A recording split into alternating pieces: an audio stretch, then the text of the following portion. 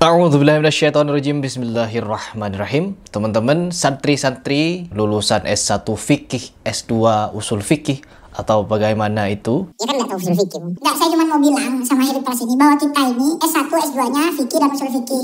Host.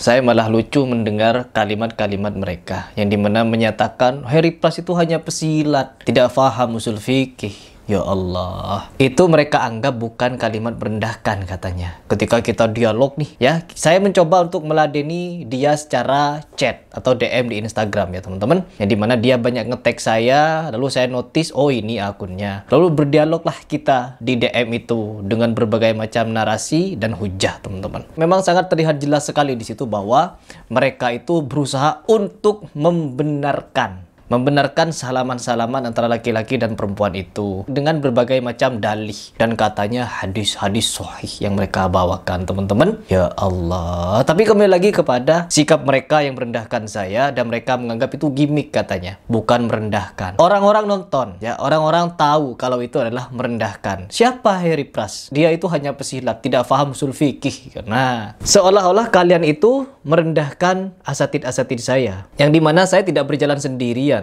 Apapun yang saya ungkapkan di media sosial itu tidak lepas dari mana saya bertanya kepada asatid-asatid saya. Dan asatid saya bukan cuma lulusan S1 teman-teman. Jadi dalil-dalil yang kalian paparkan kepada saya itu bisa dengan sangat mudah saya forward kepada tim saya. Jadi mana di situ bisa terkoneksi dengan orang yang pakar di dalamnya, paham. Jadi kalau kalian merendahkan Heri Pras, otomatis kalian merendahkan orang yang ada di belakang saya. Begitu. Waduh, ngajak dialog begini begitu. Setelah saya ladeni, ternyata yang mereka lakukan untuk membenarkan salaman-salaman itu, ada loh pendapat yang membenarkan. Iya, itu kan pendapat. Siapapun bisa berpendapat. Tapi kita lihat mana nih pendapat terkuat. Nah, pendapat terkuat ini yang mendekati Quran Sunnah. Misalkan kata Allah Subhanahu Wa Taala, "Wala taqrabuz zina." Janganlah kalian mendekati zina. Itu kata Allah Subhanahu Wa Taala. Bahkan Allah Subhanahu Wa Taala mengingatkan kepada kita bagi laki-laki untuk menundukkan pandangannya, bagi perempuan juga tundukkan pandangannya. Jadi sangat jelas kalau kalian ingin mendefinisikan sesuatu, maka harus berdasarkan sumber. Apa yang kalian jadikan sumber?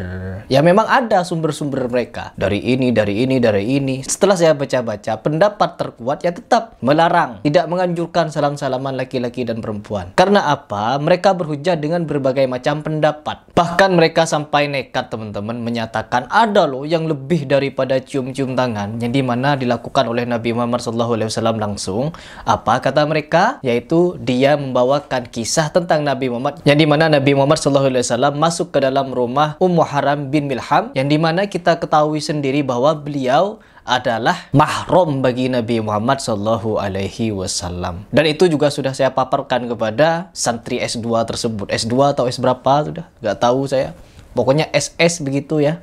Saya sudah paparkan kepada dia, tapi yang dia bantah tetap salaman-salaman itu benar teman-teman.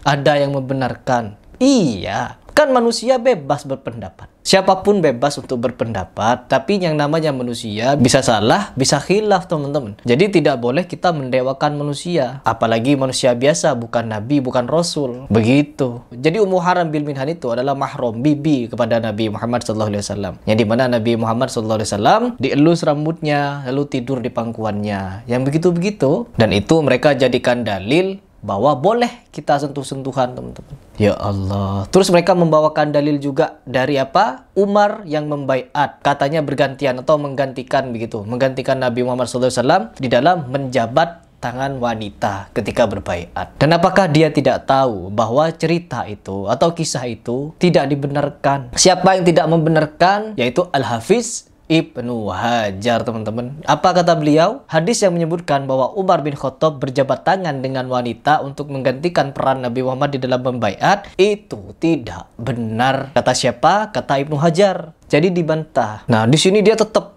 mencari pembenaran. Sangat-sangat semangat untuk mencari pembenaran salaman-salaman itu agar bisa legal teman-teman di dalam syariat Islam. Dengan cara apa? Dengan membawakan dalil-dalil yang saya sebutkan tadi. Sedangkan kalau kita melihat pendapat nih, pendapat ulama yang bijak-bijak. Kalau kita melihat pendapat ulama, kita kan harus meneliti mana pendapat mereka yang lebih mendekati kebenaran. Ya, dalam beberapa contoh, saya bisa memaparkan beberapa pendapat ulama bagi kalian, yang dimana pendapat ini lebih baik untuk kita ikuti daripada yang bermudah-mudahan di dalam pegang-pegangan. Itu kan syahwat urusan hati. Kita tidak tahu urusan hati manusia, apakah dia bersyahwat atau tidak. Yang namanya laki-laki, mau dia tua ataupun muda, terlebih ada yang umur sudah 70 tahun, nikah dengan yang umur belasan tahun. Nikah dengan yang 20 tahun. Ada. Buktinya apa? Masih bersyahwat. Laki-laki umur 70 tahunan itu masih bersyahwat. Panji Gumilang, kasusnya bagaimana dengan itu? Siapa namanya kemarin yang saya bahas? Begitu, teman-teman. Jadi sangat mustahil. Oh enggak, saya tidak bersyahwat. Urusan hati kalian tidak tahu. Mantap. Kalau begitu hadis-hadis Nabi ini tidak berlaku, teman-teman, bagi mereka. Ditusuk kepala seorang laki-laki dengan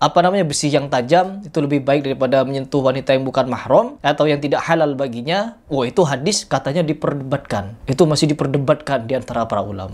Hadis sudah seperti itu masih diperdebatkan. Yang dimana menjaga kita untuk tidak melakukan tindakan-tindakan tercela, pegang-pegangan. Karena apa? Al-Bahuti dalam riwayat Ibnu Basur pernah menjelaskan, teman-teman, berjabat tangan dengan wanita itu dibenci. Banyak ulama Hanabilah yang mengutip perkataan Imam Ahmad, teman-teman, yang mengenai salam-salaman seperti itu. Yang dimana Imam Ahmad sendiri membenci kegiatan seperti itu. Kenapa Imam Ahmad membenci? Artinya dilarang, terlarang, teman-teman. Dan tidak sampai di situ. Kalau mereka ini mengaku sebagai pengikut Imam Syafi'i, yang dimana Imam Nawawi memberikan penjelasan, teman-teman, apa saja yang dilihat haram, maka lebih haram lagi untuk disentuh. Terkadang boleh untuk melihat, tapi diharamkan untuk menyentuh. Sebagaimana dibolehkannya untuk melihat wanita yang tidak halal baginya ketika transaksi jual beli, namun diharamkan untuk menyentuhnya. Ini Imam Nawawi ini yang bicara di dalam kitab Al-Majmu', teman-teman. Ketika sudah ditegaskan seperti itu, masih saja ada orang yang mencari pembenaran, pembelaan, dan lain sebagainya. Berusaha sekuat tenaga untuk bisa membuat salaman-salaman itu benar. Pakai kain, teman-teman.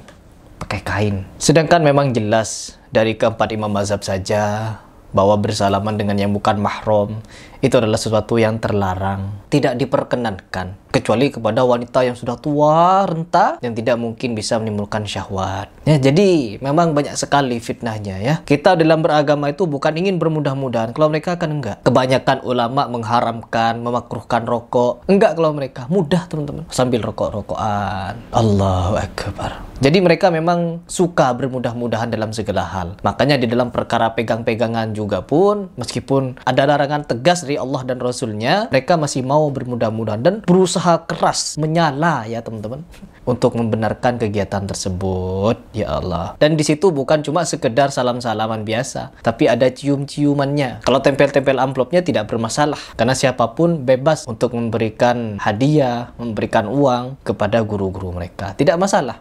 Yang bermasalah cium-ciumannya, salam-salamannya, terus ya deket-deketan jaraknya. Aduh ya Allah. Setelah saya pikir-pikir cara-cara mereka ini untuk membenarkan, mereka bukan mencari kebenaran, tapi mencari pembenaran. Jadi segala macam cara mencari dalil untuk cocok logi agar bisa benar, agar bisa syar'i itu salam-salaman. Membawakan cerita tentang Nabi Muhammad dengan Ummu Sulaim atau Ummu Haram. Kisah Umar yang diceritakan berjabat tangan dengan perempuan, sedangkan Ibnu Hajar tidak membenarkan cerita itu. Jadi mau kemana kalian sebenarnya? Saya jadi heran. Sebegitu fanatikkah kalian itu sampai tidak mau mencari kebenaran dan memilih pembenaran? Kan kemarin saya cuma menyatakan dari Imam Ahmad. Terus bagaimana dengan Imam Hanafi? Di dalam doktrin Imam Hanafi atau mazhab Hanafi, teman-teman, Ibnu Najim berpesan tidak boleh baginya menyentuh wajah ataupun telapak tangan seorang wanita bagi laki-laki, meskipun aman dari syahwat. Ini doktrin dari mazhab Hanafi. Meskipun aman dari syahwat, dilarang menyentuh wajah ataupun telapak tangan dari wanita yang tidak halal baginya atau bukan mahram. Kenapa dilarang?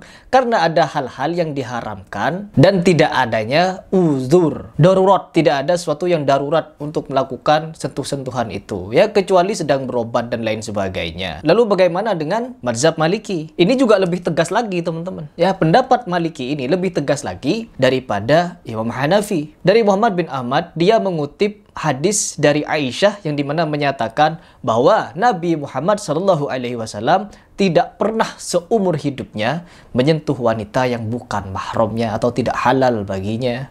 Yang dimana Nabi Muhammad hanya membaiat ratusan wanita atau beberapa wanita dengan ucapan saja. Jadi dengan hal ini sudah bisa dijelaskan, ya, sudah sangat-sangat bisa dijelaskan bahwa Imam Maliki tidak jauh berbeda dengan Imam Hanafi di dalam pendapatnya mengenai salam-salaman itu. Dan yang paling tegas memang Imam Ahmad bin Hambal, yang dimana melarang meskipun menggunakan kain. Oh, kenapa Mas Heri menyalah-nyalahkan? Jangan mudah saling menyalahkan. Emang tidak salah pegang-pegangan, ya? Mana yang benar? Misalkan guru dan murid ketemu, begini saja daripada salam sambil dicium-cium tangannya. Mana yang lebih benar?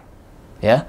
Misalkan tidak mau menyalahkan mana yang lebih benar, mana yang lebih ahsan, dan mana yang lebih diridhoi oleh Allah Subhanahu wa taala. Dari kedua opsi tadi, guru dan murid wanitanya baris jejer-jejer, salaman, cium-cium bolak-balik tangannya. Apakah itu tidak salah? Apakah itu benar? Lebih benar mana dengan wanita yang hanya begini dengan gurunya? Tidak mau pegang-pegangan apalagi cium-ciuman tangan. Coba dipikir baik-baik. Ya, saya hanya ingin ngajak kalian berpikir dari beberapa rentetan dalil yang sudah saya sebutkan tadi, atau beberapa pendapat lah. Karena biasanya kalau dalil kalian tidak mau. Oh, dalil itu jangan dipahami tekstual, perlu digini, dibolak-balik dulu, diulek-ulek dulu baru keluar hukumnya. Kan kalian begitu. Ya, sekarang saya paparkan pendapat para ulama. Ya, pendapat bagaimana dengan pendapat-pendapat itu? Apakah kalian juga tidak sepakat dengan pendapat-pendapat yang tadi? Masih mau mencari pembenaran? Oh, silahkan. Ya, silahkan sudah. Silahkan terus gali pembenaran sampai menyala, ya, sampai menyala begitu. Sampai saya tidak tahu mau berkata-kata apa, teman-teman. Ketika fanatisme ini menjangkit, apapun yang dilakukan oleh orang yang diguluinya atau mereka akan membutakan mata dan berusaha untuk mencari pembenaran. Ya, kalau itu menurut kalian benar, ya silahkan dipikir saja. Benar dari sudut apa dan bagaimana cara membenarkan itu. Kalau saya pribadi, ya lebih memilih untuk mencari hukum yang mendekati kebenaran. Ya, paling tidak kuatlah, tidak memperselisihi Al-Quran dan Al-Hadis. Kalau sudah pegang-pegangan itu kan sudah memperselisihi hadis. Meskipun diakali pakai kain. Karena apa? Sudah memperselisihi. Karena jangankan menyentuh. Kata Allah Subhanahu wa taala, laki-laki dan perempuan jangan pegang-pegangan, ya, apalagi bukan mahram. Pandangan saja disuruh tundukkan. Begitu. Tapi enggak kalau bagi mereka. Oh, jangan tekstual, ditafsir dulu, tafsir. Silahkan tafsir sudah. Tafsir sendiri sudah.